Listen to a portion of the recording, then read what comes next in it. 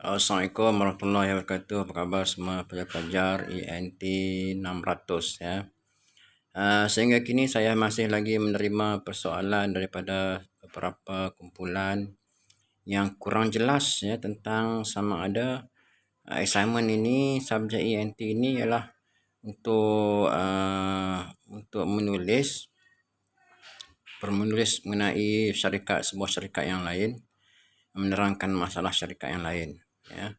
Sebenarnya pada peringkat kita menyediakan case study ya, pada peringkat anda menyediakan case study, tujuan anda membuat case study ini ialah untuk menyelesaikan masalah ya, masalah kejuruteraan ya, masalah yang berpunca daripada kejuruteraan. Contohnya kalau pelajar bidang mekanikal, kamu dikehendaki mencari masalah, apakah masalah yang dihadapi oleh syarikat-syarikat berasaskan kejuruteraan mekanikal. Baik, bagi pelajar dalam bidang kejuruteraan awam ya, jadi semasa anda menyiapkan case study, anda cuba menyelesaikan, cuba buat solution untuk satu masalah yang berpunca daripada kejuruteraan awam. Baik, bagaimanakah cara untuk mengenal pasti masalah? How to identify the problem? Okay, it is very easy for you. You can search any problem through Google. You can search any problem in your area through Google, number one. Or you can go to interview any industry related to your engineering and ask them what is their problem. Number two. Okay. If you choose to choose their problem as your main problem for your case study, it is only the problem you refer to the company. Okay, you're not going to talk about the company problem, but you borrow the problem and it is become part of your case study punya problem. Jadi problem ni ialah case study you all yang you all akan solve, yang you all akan selesaikan. You ambil daripada mana problem ni? Daripada interview dengan industri. Kaedah yang kedua. Kaedah yang pertama, you cari problem, you hanya cari daripada Google. Google aja problem dalam bidang you punya kejuruteraan. Itu pun satu cara untuk mencari problem. Dan pada peringkat case study ini, tujuannya ialah you nak solve problem. Tujuan you ialah you buat satu case study untuk menyelesaikan masalah.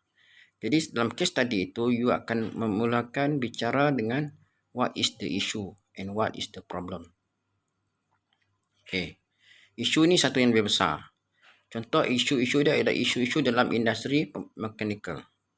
Untuk orang-orang mechanical. Kemudian bagi orang-orang kejuruteraan awam, isu in civil engineering. Untuk orang-orang kejuruteraan awam. Kita pasal isu lebih global, kemudian kita pergi terus kepada problem. Problem yang you jumpa daripada Google tersebut. Ya, bagi mechanical atau bagi awam, problem daripada you jumpa daripada Google tadi. Dan you highlight problem tu dan you cerita bagaimana nak menyelesaikan masalah. Okey. Ingat, itu kalau dari Google. Kalau you tanya company, tapi saya tak suka lah kalau you pergi tanya company apa masalah dia orang. Sebab dalam keadaan PKP, you tak sempat pun tanya company. You tanya dia apa masalah. Dia pun tak sempat nak layan you all. Dengan PKP-nya, dengan keuntungan rugi mereka yang mereka hadapi ketika PKP ni, mereka mungkin tidak ada masa untuk melayan you all. Jadi, you cuba cari masalah dalam bidang you all dengan menggunakan Google cukup. Atau menggunakan sumber bacaan. Ataupun sumber komplain pelanggan mengenai kekurangan yang dihadapi dalam produk tertentu. Komplain rungutan pelanggan tentang kekurangan produk tertentu. Produk apa? Kalau you all mechanical, produk mechanical. Kalau you all civil engineering, produk civil engineering. Itu je. Okay, selepas you identify problem, you tengok format case study, you ikut step by step. Sehinggalah you dapat mencadangkan satu penyelesaian. You ikut step by step sehinggalah you dapat menyelesaikan masalah.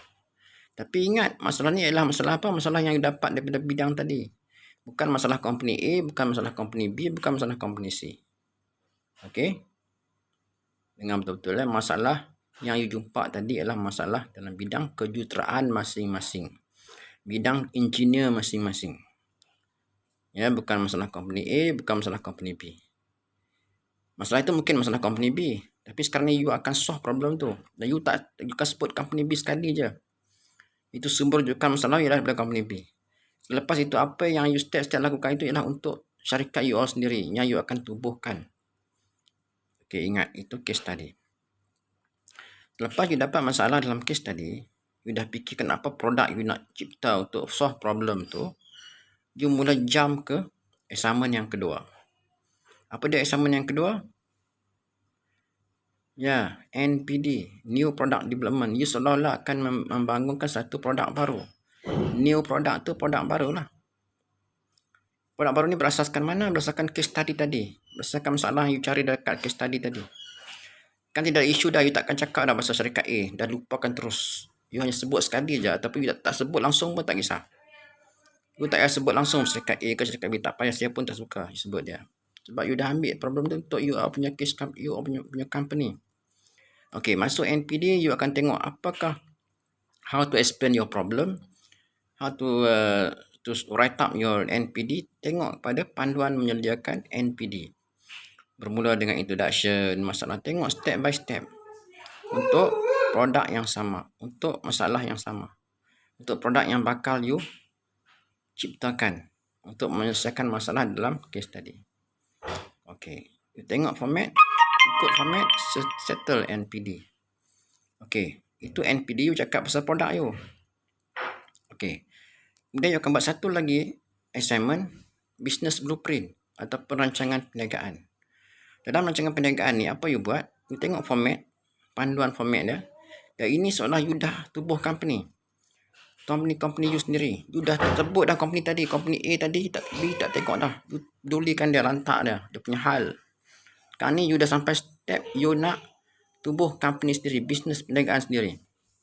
Okey, dekat mana? Dekat business blueprint. Dekat itu you kena sediakan penyata kewangan, sediakan you punya untung, sediakan you punya rugi. Kalau you tak dapat cover untung, berapa jualan you all. Tengok video sebelum ini, saya dah share cakap pasal macam mana nak kira keuntungan. Okey, itu saja summary untuk assignment semester ini. Okey, kemudian you all juga kena buat satu video. Okay, video tentang apa tuan-tuan? Belajar tentang macam mana you nak NPD lah. Macam mana you buat reka barang itu, produk itu sebut. Dan macam mana you tengok you market dia, macam mana you sebutlah video itu. Kemudian kena dapat you carikan berapa orang pelanggan yang bakal menggunakan produk itu, minta komen dia, produk itu bagus tak bagus. Just 15 minutes. Just short video. Video itu you nyatakan balik apa yang you buat. Bermula dengan NPD sehinggalah business blueprint. Itu pun terserah pada you all nak buat macam mana atas kreativiti sendiri. Ya, okey, jadi rumusnya itulah assignment dia. Okey, sekian, selamat ulang kaji, dengar apa yang cakap. Jangan dengar orang cakap. Okey. Sekian saja. Assalamualaikum warahmatullahi wabarakatuh. Selamat berpuasa, selamat menyambut Aidilfitri. Bye.